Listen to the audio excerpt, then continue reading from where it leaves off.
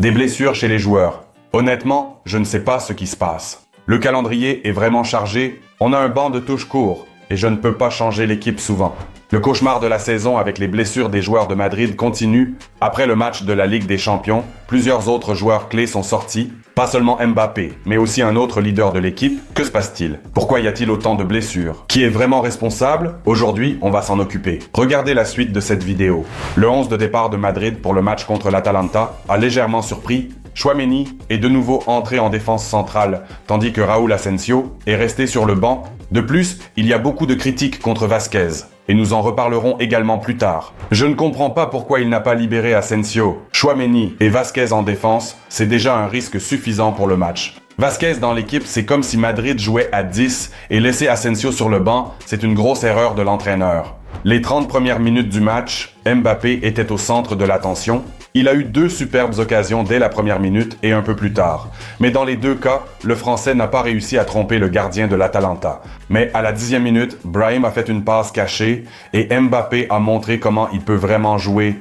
Et avant de célébrer son but à sa manière, regardez quel geste a fait Mbappé. C'est le geste de Ronaldo, vous ne l'avez pas oublié. Au fait, c'est le 40e but de Mbappé en Ligue des Champions. Il a fait son entrée dans le top 10 des meilleurs buteurs du tournoi. Il y a encore un long chemin jusqu'au sommet, là où se trouve Ronaldo avec ses 141 buts. Mais Mbappé a rattrapé Henry en nombre de buts. Regardez la réaction d'Henry quand on lui a montré cette photo. « Waouh, c'est incroyable », a dit le Français dans le studio. Et ensuite, il y a eu le remplacement de Mbappé. Il s'est soudainement assis sur le gazon. À sa place, Rodrigo est entré en jeu en première mi-temps. On va encore parler des blessures de Mbappé. Il a une légère surcharge, un inconfort à l'arrière de la cuisse. On va voir dans les prochains jours, ça ne semble pas grave. Mais il s'est arrêté parce qu'il ne pouvait pas sprinter. Ça gênait un peu. On a décidé de le remplacer. C'est bien sûr Vinicius Junior qui a fait de ce match crucial en Ligue des Champions une victoire. Il est revenu de sa blessure plus tôt que prévu. Il le voulait vraiment et il a beaucoup aidé. D'abord, les défenseurs lui ont offert la possibilité de marquer. Le Brésil a clairement marqué au début de la seconde mi-temps et il a déjà 10 buts en 8 derniers matchs à Madrid. C'est vraiment génial. En fait, cette saison, Vinicius Junior a 13 buts et 7 passes décisives en 19 matchs. Vous avez vu cette passe décisive de Vinicius Junior? C'est incroyable. Il est descendu dans sa moitié de terrain pour prendre le ballon à Courtois, puis il a passé à Jude. Regardez la carte thermique de Vinicius Junior. C'est quelque chose de magique de la part du Brésilien, si important pour l'équipe dans un moment difficile. Il est partout, il ressemble à Pac-Man. Il a couvert tout le terrain et a mangé toutes les choses. On commence à peine à révéler le potentiel de cette équipe. Je suis toujours convaincu qu'elle a encore beaucoup de niveaux à atteindre. Jude a 6 buts en 7 derniers matchs à Madrid. On a déjà dit à quel point c'est génial que notre ancien attaquant Jude soit de retour, mais il y a aussi de mauvaises nouvelles. Regardez cette vidéo jusqu'à la fin. Madrid a battu l'Atalanta. Mais je suis tout à fait d'accord avec vous, c'était vraiment très difficile. Courtois a dû encaisser 2 buts. De plus, à la toute dernière minute du match, on aurait pu laisser filer la victoire, on aurait eu une toute autre ambiance aujourd'hui. Eh bien, Lookman, le meilleur joueur du match, ont écrit sur les réseaux sociaux, et ça aurait pu être le cas, parce que c'est un gars qui joue à gauche en attaque pour l'Atalanta. Il a marqué un but, et il a été vraiment très bon dans ce match. Je regarde les notes des joueurs dans l'application pour les fans de Madrid. Vous trouverez le lien dans la description de la vidéo, téléchargez aussi, et je vois que Vasquez a été l'un des pires sur le terrain avec Madrid. Il a laissé trop de liberté à Lookman. Si nous avons des plans pour gagner des trophées cette saison, Vasquez ne peut pas être notre arrière-droit titulaire. C'est simple, c'est mérité. Vasquez ne peut rien faire contre Lookman. Vasquez ne devrait pas jouer en tant qu'arrière-droit contre des joueurs ou des équipes de haut niveau. Il ne sait pas défendre. Vinicius Junior et Jude sont les meilleurs du match, mais Carlos a un peu surpris tout le monde en mettant en avant un autre joueur de l'équipe de Madrid lors de la conférence de presse. Aujourd'hui, je mettrais en avant Ceballos. Il a fait un excellent match, j'ai beaucoup aimé. Il était fantastique. Et un bon commentaire tout de suite à ce sujet. Un joueur qui s'est beaucoup amélioré, c'est Ceballos. Ce gars devient le nouveau Casemiro. Qui aurait pensé que Ceballos pourrait être aussi utile? Maintenant, Madrid a 9 points après sa victoire contre l'Atalanta. Ce n'est pas encore une qualification garantie pour les phases à élimination directe de la Ligue des Champions, mais il nous reste encore 2 matchs contre Salzbourg et Brest. Soyons honnêtes, ce ne sont pas des adversaires très forts qui nous restent. Et tout. Ça va bien pour nous? Mettez un like à cette vidéo si vous pensez la même chose. Nous voulons marquer 15 points. Et ensuite, on verra ce qui se passera. Match après match, tout se passe comme prévu. Chacun de nous fait sa part. Qu'ils parlent à la fin, tout ne fait que commencer. Et maintenant, Il est temps de parler d'un problème particulier, un gros problème de cette saison. Le nombre de joueurs blessés et les blessures constantes. Par exemple, Rodrigo a déjà manqué 5 matchs cette saison et a été blessé 2 fois. Les dernières semaines ont été difficiles pour moi. La saison dernière, je ne me suis pas blessé comme ça. Et maintenant, Mbappé se blesse pour la 2e fois cette saison. Cela n'a pas l'air grave, mais nous risquons de le perdre pour ce week-end.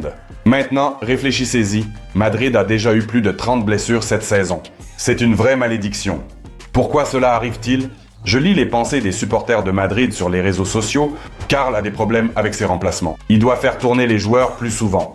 Maintenant que Mbappé est blessé, peut-être qu'il donnera une chance à Endrick. Je vais vous dire de quoi il s'agit. Jouer tous les 3 jours ne peut mener qu'à une chose, des blessures. Seules les équipes avec un grand effectif peuvent trouver un moyen de jouer et de faire tourner les joueurs. Et Madrid n'a pas ça. Et voici encore une terrible nouvelle. Jude a été remplacé lors du match contre l'Atalanta à cause d'une blessure. Il se tenait la cuisse arrière. Il faut protéger Jude à tout prix. J'espère que ce n'est pas grave. S'il ne se sent pas très bien, s'il vous plaît, laissez-le se reposer lors du prochain match. On ne peut pas se permettre de risquer quelqu'un à nouveau. Les blessures deviennent inquiétantes. Depuis la saison dernière, c'est blessure sur blessure. Vous pouvez jouer votre rôle en tant qu'entraîneur, en faisant plus de rotation.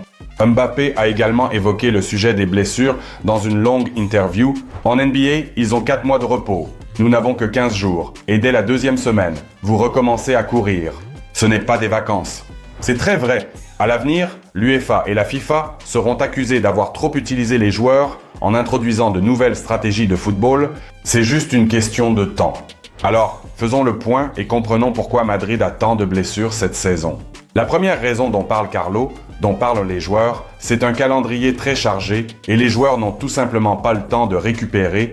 La deuxième raison dont nous parlons, nous les supporters, c'est que Carlo ne fait pas assez de rotation dans l'équipe. Oui, notre banc n'est pas si profond. Mais même dans les matchs où il semblait nécessaire de faire des remplacements, Carlo ne le fait pas toujours. Et donc, les principaux joueurs qui jouent beaucoup n'ont tout simplement pas le temps de récupérer. Et enfin, la troisième raison, n'oublions pas non plus, c'est qu'on regarde cet homme, l'entraîneur de préparation physique Pintus.